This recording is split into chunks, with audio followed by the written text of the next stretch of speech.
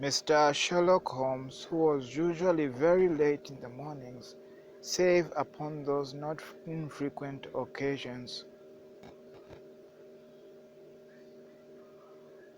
Okay, testing, 1, 2, 3, testing. Okay, Mr. Sherlock Holmes, who was usually very late in the mornings, save upon those not infrequent occasions when he was up all night, was seated at the breakfast table.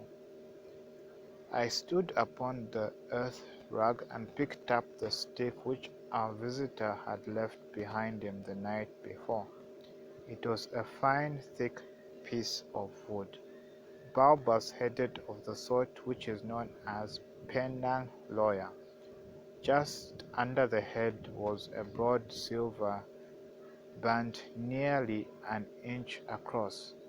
To James Mortimer, M.R.C.S., from his friend of the C.C.H., was engraved upon it, with the date 1884. It was just such a stick as the old-fashioned family practitioner used to carry, dignified, solid, and reassuring.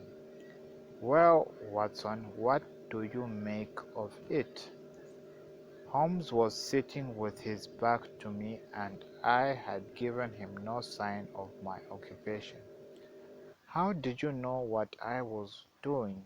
I believe you have eyes in the back of your head." "I have at least a well-polished, silver-plated coffee-pot in front of me," said he. "But tell me, Watson, what do you make of our visitor's stick? Since we have been so unfortunate as to miss him, and had no notion of his errand, this accidental souvenir becomes of importance. Let me hear you reconstruct the man by an examination of it."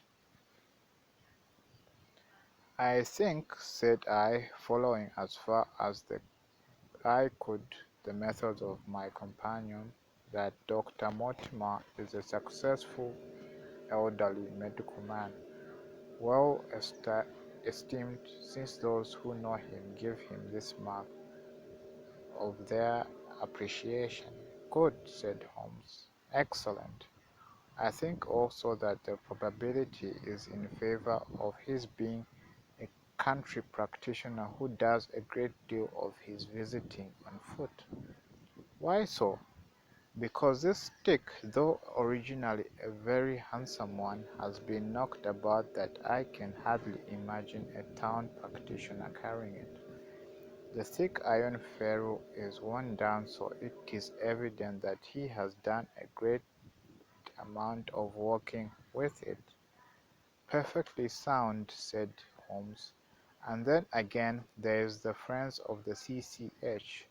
I should guess that to be the something hunt, the local hunt to whose members he has possibly given some surgical assistance, which has made him a small presentation in return." "Really, Watson, you excel yourself," said Holmes, pushing back his chair and alight cigarettes.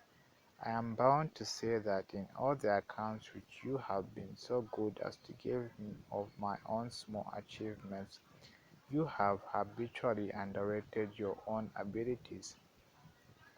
It may be that you are not yourself luminous, but you are a conductor of some light.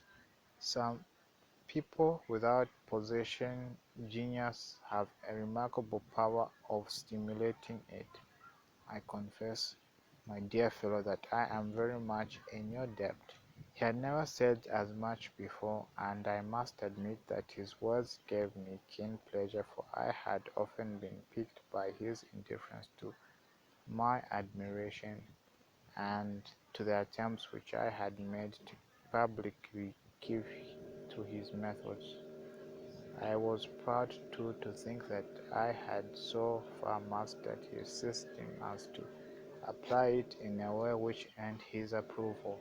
He now took the stick from my hands and examined it for a few minutes with his naked eyes. Then, with an expression of interest, he laid down his cigarette, and carrying the cane to the window, he looked over it again with the convex lens. "Interesting, though elementary," said he, as he returned to his favorite corner of the city. "There are certainly one or two indications upon the stick. It gives us the basis for several deductions. Has anything escaped me?" I asked with some self-importance. "I trust that there is nothing of consequence which I have overlooked. I am afraid, my dear Watson, that most of your conclusions were erroneous. When I said that you stimulated me, I meant to be frank that in noting your fallacies I was occasionally guided towards the truth. Not that you are entirely wrong in this instance. The man is certainly a country practitioner, and he walks a good deal.